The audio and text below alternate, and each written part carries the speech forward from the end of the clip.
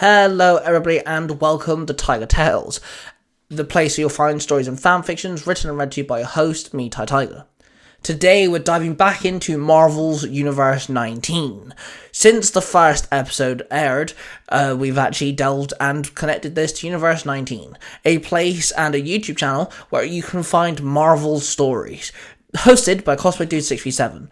On that channel, you'll find stories made by Cosplay Dude 637 himself, me, and A-Crown and Mark the Recorners Ranger, all connected and an ongoing universe.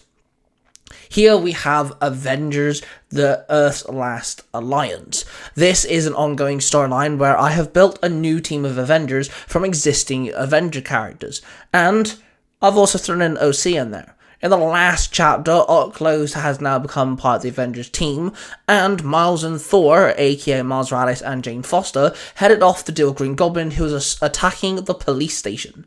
So, without further ado, let's dive in. The Avengers, Earth's Last Alliance. Chapter 2. Meaner and Greener. Spider-Man and Thor traversed through the city as fast as they could to get to the police station. As they approached the station, they saw several officers scattered across the car park, ducked behind cars using them as cover, taking turns firing their guns into the air at the Green Goblin as he circled around the building on his glider. "Let's make this quick," Thor said. "Yeah, I agree. Who knows why Gobby's here?" Spider-Man muttered. Spider-Man landed on a wall of the police station. "Yo, Captain, start clearing your officers away from here, okay?" Spider-Man called out. "We're trying to, Webhead, but with Green Goblin around it's kinda difficult," the Captain yelled back. "It's okay, the Green Goblin is about to get a handful real quick," Spider-Man replied. Then he shot a web and pulled himself up into the air. He swung on his web and landed on the radio tower that sat on the roof of the building. Thor flew at Green Goblin and swung Mjolnir at him. Green Goblin leaned back, dodging the attack, as his glider moved away from harm. Green Goblin then shoved his hand into his purple side bag and pulled out 2 pumpkin bombs and threw them at some of the police cars. Spider-Man shot 2 webs and caught both bombs. Then he jumped up and swung the webs around and launched the bombs at Green Goblin. They both exploded and Green Goblin raised the front of his glider up, making himself raise higher up into the air, deflecting the explosive with his glider at the same time. "Come on, Greenie, why are you harassing our boys in blue?" Spider-Man called out. "Please, I'm just bored. Things need to change around here." Green Goblin chuckled. "Innocent people are gonna get hurt because of you, you reckless goblin," Thor barked. "Spider, I get the first webhead is busy, but why is the Lady Thunderpants ruining our fun?" Green Goblin asked Spider-Man.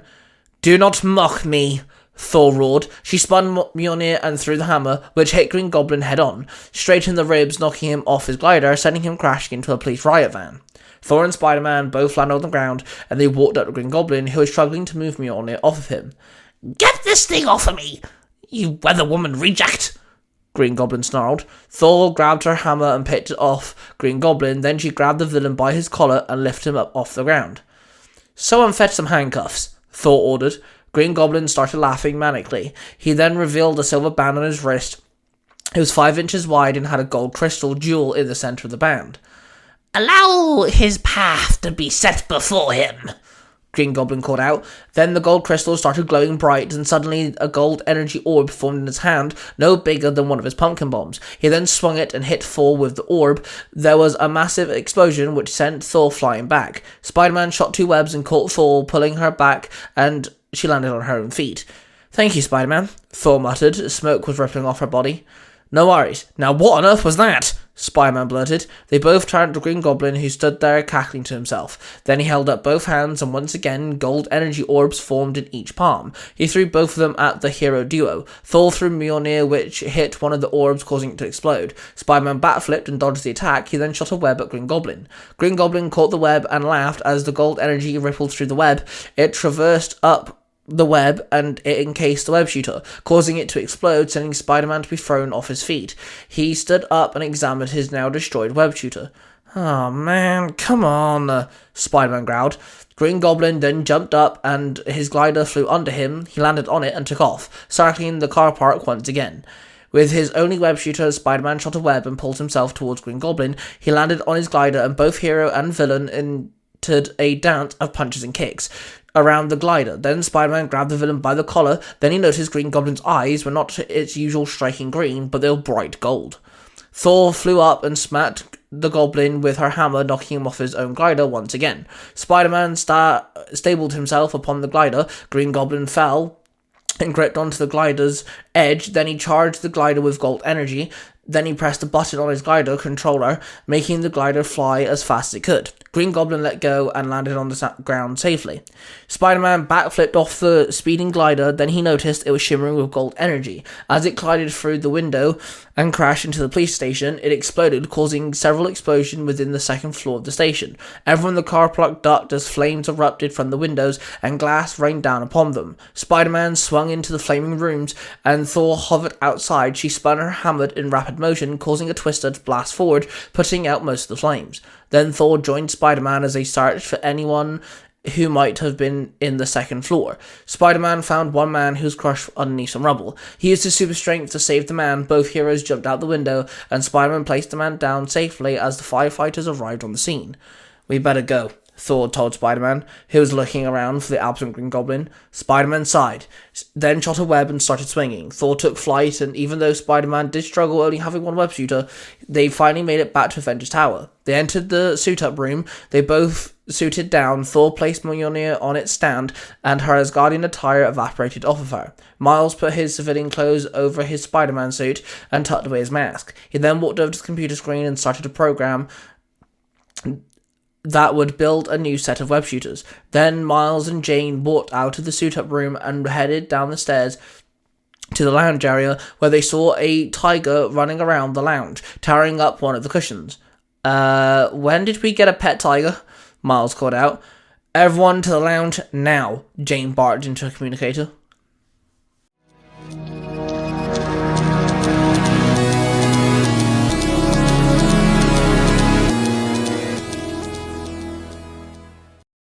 Do you want to whack a guy? Wait.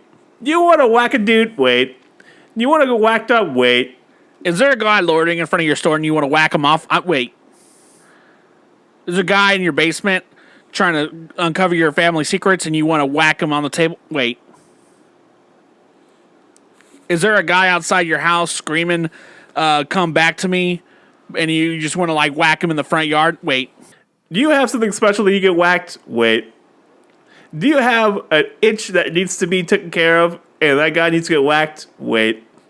Wait a minute. Like, hold on. Wait. What are we trying to talk about? Oh, yeah. If you need something whacked off real good, call Mutants for Hire. Yeah.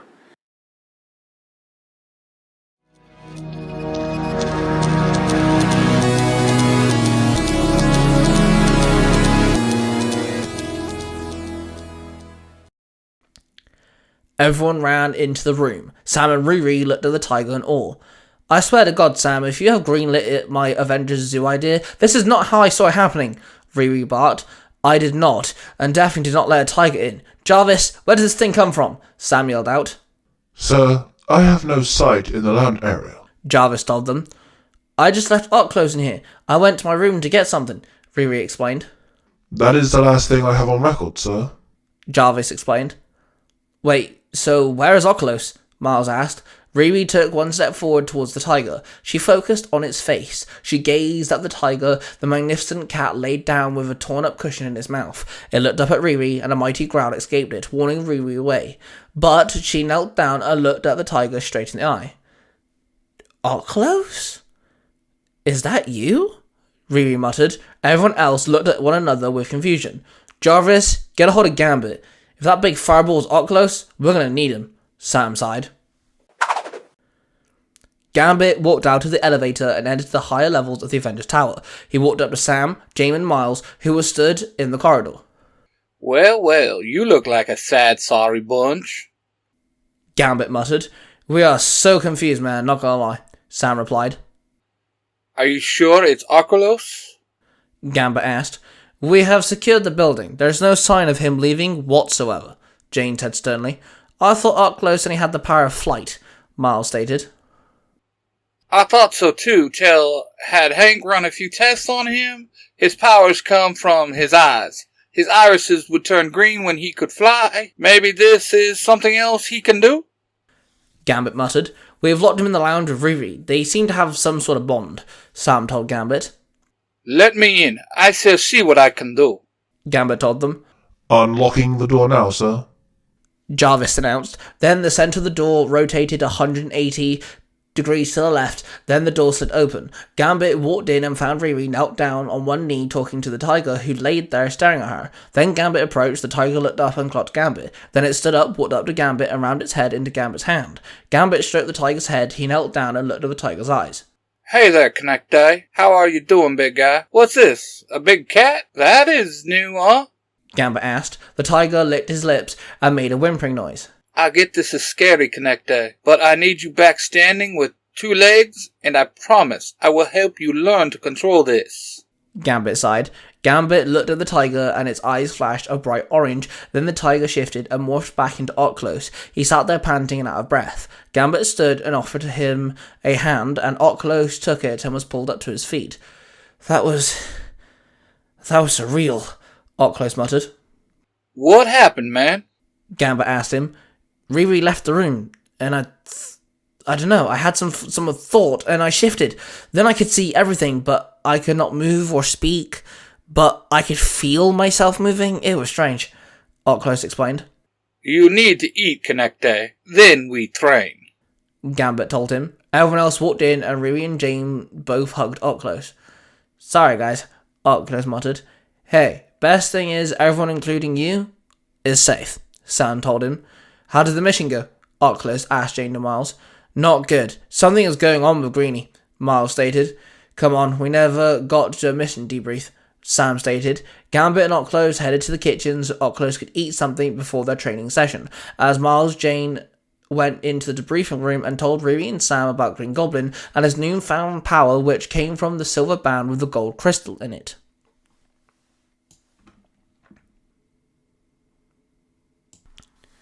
This story is a part of Marvel's Universe 19, an ongoing story universe connected via different properties and different story writers and storytellers. Make sure you go check out the YouTube channel Marvel Universe 19, hosted by my Parabatai Cosplay Dude 637. There you'll find stories created by Cosplay Dude 637 himself, me, A-Crown, and Mark the Red Cornish Ranger. Now, of course, on with the outro. This podcast is a production of the Three Ranger Bros Studios, in association with Zio to Hero, the podcast. Thank you very much for listening to this chapter. If you want to hear more fanfictions and storylines, I have plenty of other Tiger Tales channels that you guys should be checking out. I'm going to give you a list of all of them. There's Tiger Tales, the channel that started it all. There's Tiger Tales The Lost Stories, a channel dedicated to storylines with the first-person view. Tiger Tales Game Over, a channel dedicated to video game storylines. Tiger Tales X, official crossover fanfictions co-on this channel. Tiger Tales Mysterious Origins, all my original storylines coming from myself go on that one. Then you have Tiger Tales One-Offs, a Tiger Tales channel dedicated to one-off storylines that have no continuation. We've also now expanded to podcasts, so make sure you check out everywhere you can listen to your podcast, the Fiction Fighters podcast, where you'll find a storyline called the Fiction Fighters, where fiction is power. I want to use this moment to thank all my supporters and the partners of Tiger Tales. First off, make sure you check out Cosplay Dude 637. I'm going to give you a quick rundown of all the places you can find him and where you can listen to his fanfictions. First off, there's Power Rangers Universe 19, a podcast dedicated to Power Rangers and Kamen Rider storylines. You'll also find a few of my stories on there too. Then, you also got Sailor Moon E, a Sailor Moon dedicated podcast storyline.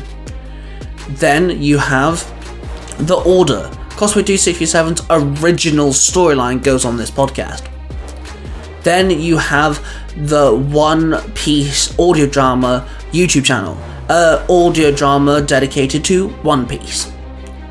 Then you have Nostalgia Time, a YouTube channel dedicated to all fanfictions and storylines that are meant to make you feel nostalgic.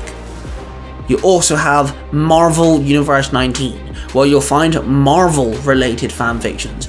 You can also find some of my storylines there too.